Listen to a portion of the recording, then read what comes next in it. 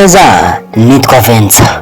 Perezida Donald Trump agiye guhemba umwana watabaye umuntu wari warohamye mu mazi ubwo umuvumba wari mwinshi cyane yagiye koga ariko akaza kwisanga umuvumba umubanye mwinshi cyane. Umwana w'imyaka 16 wumve ngo yakoze igikorwa gihambaye, igikorwa gikomeje kuvugisha abantu benshi cyane kuvuga nkoranyambaga, ari nabwo Donald Trump nawe yarebye akavuga ati uyu mwana watabaye uyu muntu reka nzigira icyo mufasha muhembe kuko yakoze igikorwa cy'ubutwari.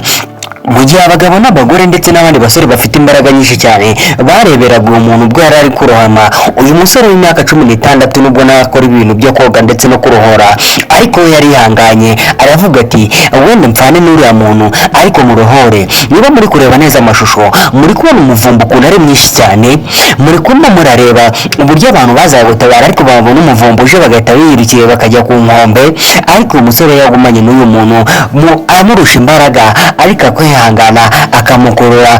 Yabona abandi nabo bari kwirukira we navuga ati reka nanjye niyirukire ahubwo reka nkomeze ntabara uyu muntu ndebe ko narokora ubuzima bwiwe. Mu kumurokora rero abandi nabo uko bagendaga bamugeza ku nkombe, abandi nabo niko bazaga kuza bamufasha ariko bigaragara ko bari batinye. Ariko uyu musore w'imyaka 16 we aravuga ati mfane nawe cyangwa se murokore, Imana irabidufashamo, murokore cyangwa se mfane nawe. Kumbuga nkoranyambaga rero amashusho iyo uyu mwana arimo arohora uyu mugenzi wiwe, uyu muntu mugenzi wiwe hariya muri California, inkuru zikomeje kwandikwa ku bitangazamakuru, abanyamakuru bakomeza kwibaza uburyo uwo musore yarohoye cyangwa se yafashije uyu muntu kumurohora kugira ngo nyine yongere kubona ubuzima. Perezida wa Leta Zunze Ubumwe za Amerika Donald Trump agiye guhemba umusore w'imyaka 16 warakuye umwana mu buryo butangaje n'amazi. Wumve ko ibi bintu rero bitangaje mwa Abanyarwanda mwe. Iyi nkuru yakomeje kuvugisha abantu benshi cyane ku mbuga nkoranyambaga, iratangaje. Ibaze nawe umwana w'imyaka 16 akarohora umuntu mu gihe abasore bafite b'inkorokoro, abagabo ndetse n'abagore bo banze kumurohora batinya aya mazi. Uyu musore rero asanzwe akora ibikorwa byo kurohora ndetse no gutabara cyangwa se abagowe no kuba nyine amazi ashobora kuba yabatwara. Ibitangazamakuru byose bikomeje kwibaza kuri iyi nkuru y'umusore wakoze igikorwa nk'iki ngiki, byatangiye kwandika amagambo bigira biti Perezida wa Leta Zunze Ubumwe za Amerika Donald Trump agiye guhemba umusore w'imyaka 16 warokoye umwana mu buryo butangaje n'amazi. Ati uyu musore asanzwe akora ibikorwa byo kurohora ndetse no gutabara abageramiwe mu mazi yo ku mucanga w'i Santa Clara muri Leta ya California.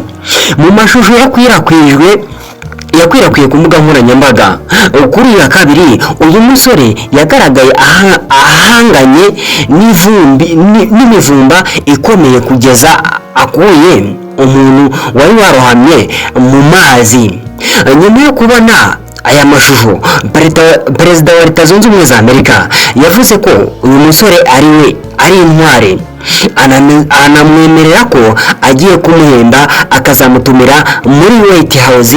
N'umwana ati arashoboye cyane, ati tuzamuhemba tumuhe igihembo cyitwa Silver, yakoze igikorwa gikomeye cyane. Nguko rero uko uyu musore w'imyaka 16 agiye kwisanga muri White House.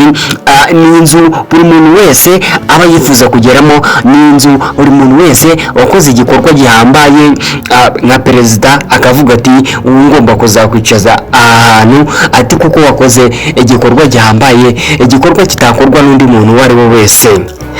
Ariko wowe warifashe uravuga uti reka mfashe uyu muntu mu burohamure, mu gihe abandi bose rero babonaga umuvumba uje bakiyirukira barimo gutabara, ariko we yaravuze ati ngiye ngomba gupfana nawe cyangwa se nkamurohora. Ati Imana ibuze kumufashamo murohore. Kugeza ubu ngubu rero uyu musore ngagiye guhabwa igihembo cyitwa Silver, yicare muri White House. Iriya ni inzu iba yifuzwa n'umuntu uwo ari wese. N'uko mu Rwanda twumva ngo kwa perezida bahita so ntabwo mwibuka neza ariko wumve ngo perezida yagutumiye ati ngwino wicarane nanjye hano ngaha tugire ibyo tuganira ndetse nanaguhembe. Urumva ko ari ibintu bishimishije cyane.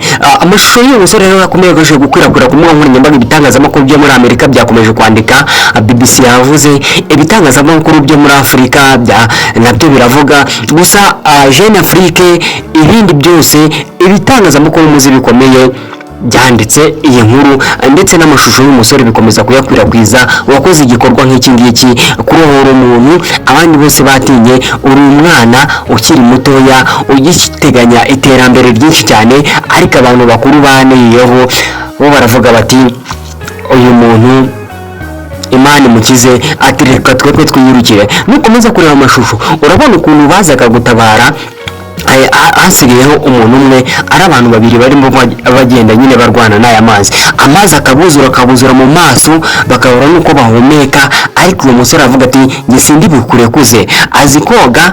Ariko nanone wibuke ko harahagera umunyarwanda n'uca umugani iti inkende irapfa y'ibiti biranyerera. Azi koga, ariko nyine muri wa muvumba nawe uko uri kubireba n'amaso yawe ntabwo ushobora koga mu muvumba ngo bikunde, ariko kubera Imana ndetse n'ubushake yari afite bwo kuba yarokora uyu muntu, yaravuze ati ngenda pfana nawe cyangwa se murohore, ubwo Imana yabidufashamo. Abandi bose bakiyirukira, babona umuvumba uraje bagahita biyirukira, wagabanyuka bakajya kumufasha, babona uje bakiyirukira. Ariko uyu musore wakoze igikorwa gihambaye cyane, respect kuri we. Ibitangazamakuru bikomeza kumwubaha, abantu bakagenda bajya kumusura bavuga bati waradufashije. Kandi nanone wibuke ko abo mu muryango w'uyu muntu wari warohamye uyu musore yarohoye, wibuke ko nabo bari mu muhembe. Igikorwa rero yakoze abaye intwari, bashobora no kumukorera stati hariya muri Amerika, bakazajya bamureba bavuga bati uyu mwana yakoze ikintu gihambaye cyane abandi bose batari gukora. Nk'uko rero ibitangazamakuru bikomeje kugaruka kuri iyi video ndetse n'amafoto y'uyu musore akomeje kwibazwaho n'abantu benshi cyane, bari kugenda bavuga bati yakoze igikorwa gihambaye. Uyu musore ibintu byo kujya muri White House yari abikwiye.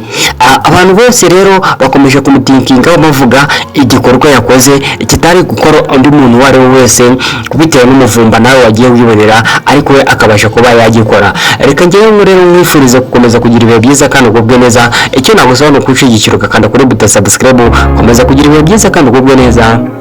Ndagushimiye.